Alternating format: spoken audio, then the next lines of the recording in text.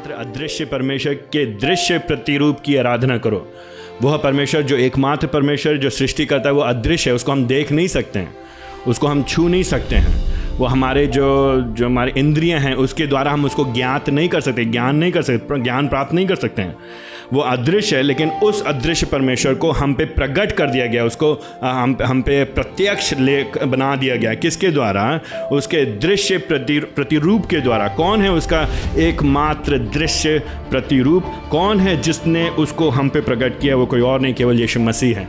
तो हमें किसी गुरु की आवश्यकता नहीं है, हमें किसी मंत्र की आवश्यकता नहीं है, हमें किसी मूर्ति की आवश्यकता नहीं है, हमें किसी तीर्थ स्थान की आवश्यकता नहीं है, मंदिर की आवश्यकता नहीं है, मस्जिद की आवश्यकता नहीं, चर्च की आवश्यकता नहीं है। लेकिन हमें आवश्यकता है तो सिर्फ उसके पुत्र यीशु मसीह की, जिसने अपने आप को हम पे लगभग 2000 साल पहले प्रकट कर दिया। और इसलिए अगर हमें जीवित परमेश्वर, एकमात्र परमेश्वर की आराधना करना है तो हमें आराधना करना है उसके पुत्र के द्वारा। और जब हमने बोला आराधना करना है, लेकिन इसका साथ ने तीसरी आज्ञा जो है, जिसके बारे में पिछली बार देखा था, हमसे निर्देश दिया जाता है इजरायलियों से उस समय और अब विश्वासियों से। हमें कहा जाता है, हमसे कहा गया है कि जो एकमात्र जीवित परमेश्वर है, जिसकी तुम उसके दृश्य प्रतिरूप के द्वारा आराधना कर रहे हो, उसके नाम का भय मानना और उसका आदर करना।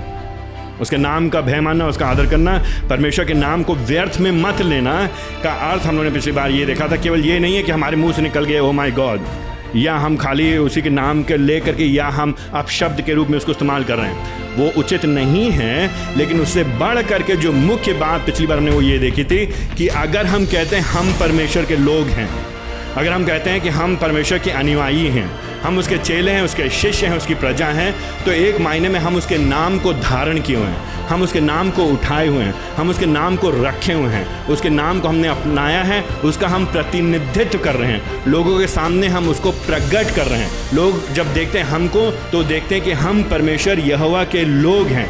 तो अगर हमारा जीवन सही नहीं होगा, अगर हमारा चाल चलन सही नहीं होगा, अगर हम मुंह से तो बोलते हैं कि हम यहोवा के लोग हैं, हम अपनी बातों में तो कहते हैं हम प्रभु के शिष्य हैं, लेकिन अगर हमारे जीवन से नहीं दिखाई देगा तो मानो जैसे कि हम यहोवा के नाम को व्यर्थ में ले रहे हैं। और उस बात को लेकर के प्रभु जी बहुत दुखी होते हैं, शोकित होते हैं। बल्कि साथ में बहुत ही दृढ़ वहाँ पे चेतावनी दी गई थी कि जो परमेश्वर के नाम को व्यर्थ में लेगा, जो कहेगा मैं परमेश्वर के शिष्य हूँ, जो नाम धारण करेगा परमेश्वर का, जो नामधारी होगा, उसको प्रभु जी दंड दिए बिना छोड़ेंगे नहीं।